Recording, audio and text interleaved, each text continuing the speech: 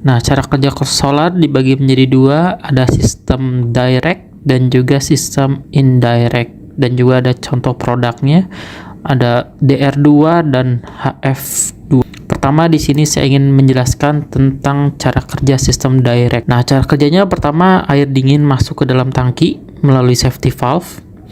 Kemudian air dingin dalam tangki dia turun ke bawah langsung masuk ke dalam kolektor. Nah, di dalam kolektor ini dia terjadi penyerapan energi matahari oleh kolektor dan juga oleh absorber di dalamnya. Nah, energi matahari ini dia akan meningkatkan temperatur air yang ada di dalam pipa. Selanjutnya, air yang dalam pipa dia naik secara otomatis oleh prinsip namanya termosifon.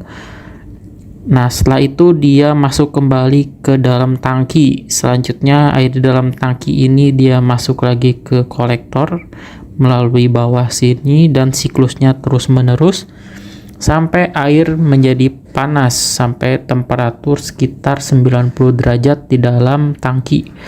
Selanjutnya di sini air panas siap didistribusikan ke kamar mandi. Oke, nah pada bagian tangki ini juga ada heating element yang menjaga agar air di dalam tangki selalu ready apabila cuaca sedang mendung. Ini produknya seperti ini. Jadi air dingin masuk melalui safety valve di sini, ada safety valve-nya di sini. Nah, di sini dibagi menjadi dua alirannya. Satu ke tangki, satu ke kolektor pada bagian bawah seperti ini. Nah, ini ada pipa panjang. Nah, air dari pipa ini dia masuk ke dalam kolektor pada bagian bawah. Di sini ada seperti header. Nah, setelah ada matahari, dia menyerap energi matahari. Ada absorber di sini sehingga air yang ada di sini dia naik ke atas dan temperaturnya menjadi tinggi. Selanjutnya air yang tadi dia balik lagi ke sini ke header pada bagian atas dan turun atau naik ke tangki melalui pipa pendek dan masuk ke dalam tangki. Selanjutnya dia kembali lagi, turun lagi, dan siklusnya seperti itu terus menerus sampai air dalam tangki menjadi panas. Selanjutnya air yang panas tadi siap didistribusikan ke kamar mandi. Seperti itu. Jadi jika ada tekanan air masuk, di sini ada air yang keluar.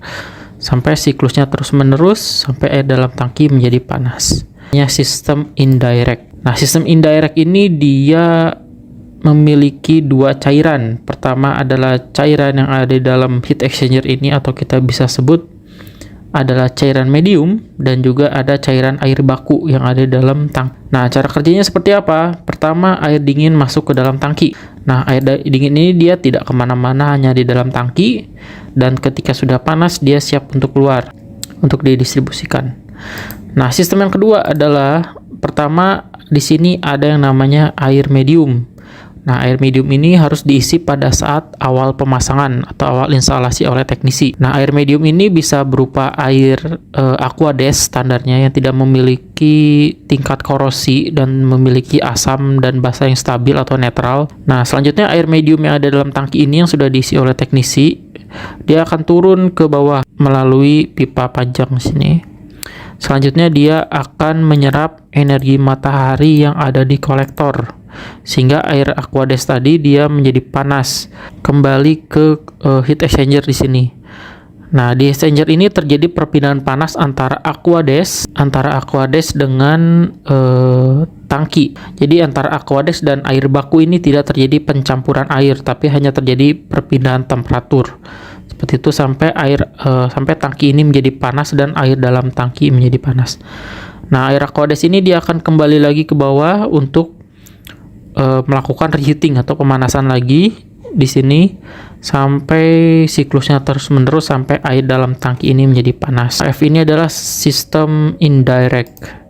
Pertama air masuk dan air keluar. Jadi air hanya ada di dalam tangki. Selanjutnya air medium ini akan diinjeksikan atau dimasukkan oleh teknisi sampai penuh. Tanda penuh itu dia keluar di safety valve pada bagian atas ini bisa dibuka, safety valve-nya bisa dibuka dan sudah penuh. Artinya ketika sudah penuh ditutup sini kerannya. Nah, selanjutnya air medium akan turun ke bawah lewat pipa yang panjang ini, sini ke bawah dan masuk ke dalam kolektor. Nah, di kolektor ini pada saat ada matahari, dia akan menyerap energi matahari menggunakan absorber namanya. Selanjutnya air yang ada di bawah sini dia akan naik ke atas dan akan kembali lagi ke dalam heat exchanger. Nah, balik lagi ke heat exchanger ini nih, atau ke sini nih. Nah, balik ke heat exchanger dan dia akan memanaskan tangki. Nah, heat exchanger-nya seperti ini nih. Jadi dia seperti plat gitu, plat dalamnya tangki gitu ya, menyelimuti tangki ini. Dan dia siklusnya heat exchanger-nya aquades di sini masuk, di sini aquadesnya di sini keluar, seperti itu. Siklusnya terus menerus sampai heat exchanger ini menjadi panas nih dan menyerap tangki atau menyerap panas di sini, sehingga air dalam tangki menjadi panas karena heat exchanger ini dia memanaskan tangki. Dari sistem ini dia memiliki backup heating element yang dapat diatur menggunakan termostat. Nah, termostat itu harus diatur untuk mengukur atau men-setting temperatur minimal dalam tangki.